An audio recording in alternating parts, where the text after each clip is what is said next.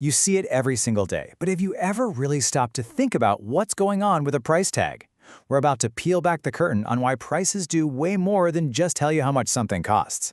Turns out, they're designed to talk to your brain in a really specific and often subconscious way. Okay, let's just start with the classic question, right? We've all been there. You see something for $4.99 and your brain just instantly goes, oh, that's a good deal. But add one single cent, make it $5 flat, and suddenly it feels way more expensive. How on earth does one little penny have so much power? Well, that's exactly what we're going to unpack.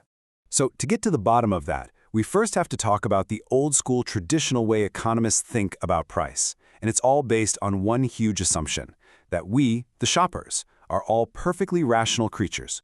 Yeah, this idea gets wrapped up in something called the demand curve. It's a really elegant, logical theory you'd find in any Econ 101 textbook.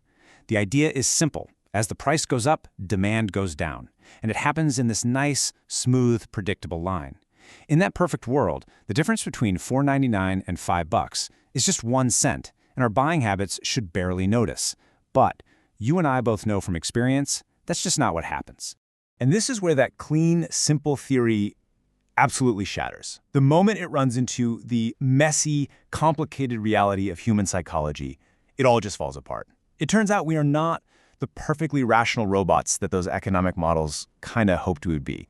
So let's go back to our $4.99 question. The reason it feels so much cheaper comes down to something called the left digit effect. See, our brains are wired to read from left to right, and we subconsciously anchor our entire judgment on that very first number we see. So with $4.99, our brain just locks onto the 4, but with $5, it locks onto the 5. And that simple change pushes it into a whole new, more expensive category in our minds.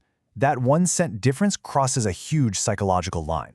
And you know, this isn't the only way our brains get a little bit tricked. Think about the rise of those 100-calorie snack packs. Marketers found this absolutely brilliant way to appeal to people who are counting calories. But as researcher Manoj Thomas points out, we were so focused on that portion control aspect that we completely missed something pretty important about the price. And the size of that price premium is, well, it's just staggering. On average, people were paying 142% more for the exact same product just for the convenience of having it in a smaller pack. We focused on the lower calorie count and what felt like a small price for the little bag, and that made us totally blind to the massive hike in the actual cost per ounce. It's just a perfect example of how framing can change, well, everything. So, remember this? The nice, clean, smooth demand curve from the textbook. It's simple, it's predictable, and as it turns out, it's basically wrong. Because this is what the demand curve actually looks like in the real world. It's all messed up. It's full of these sharp kinks and jumps and weird breaks. And each one of those breaks in the line, that's us. That's our psychological quirks, like the left digit effect and our weird sensitivity to framing. The old model just has no way to explain any of this. Okay, so if the old theory is broken, what comes next? Well, this brings us to a much newer framework called heuristic price theory, and it gives us a much more realistic picture of how our brains actually work when we're shopping. So the core idea here is that our brains don't just use one single rational calculator to figure out prices. No. Instead, we have this whole toolkit of mental shortcuts. The fancy word is heuristics. And which tool our brain decides to pull out of the box, well, that depends entirely on the situation we're in. And here's what's inside that toolkit. Researchers have basically identified 6 main decision rules we use. It's got everything from the pain of paying, that gut punch you feel when you're spending more than you wanted to, all the way to the more logical price-feature trade-off, which is where you're carefully weighing what you're getting for the money.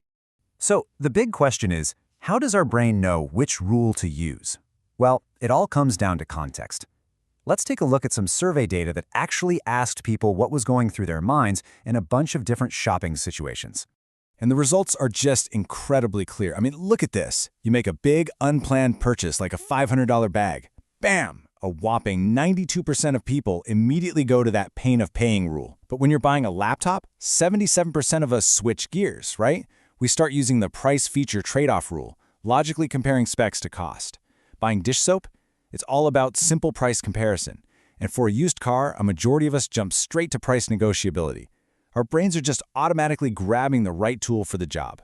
Understanding all this isn't just some fun little psychology exercise. It has real, actual power, both for how we shop and for how companies try to sell things to us.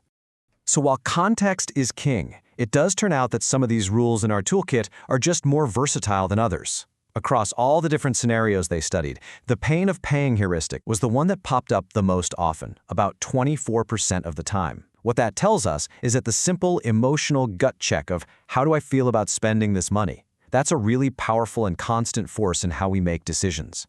So, what are the big things to take away from all this? First, price is psychological, period. It's not just math. Second, we have to forget the myth of the perfectly rational shopper. We all use mental shortcuts. Third, the context of a purchase is everything. That's what tells our brain which rule to use. And finally, simple little changes in framing can totally change our sense of what something is worth. And this quote from the researcher really brings it all home. For businesses, the message couldn't be clearer. Stop just trying to plot a simple demand curve. You have to understand the psychology that's driving your customers' decisions. You have to ask, what mental rule is my customer using when they look at my product?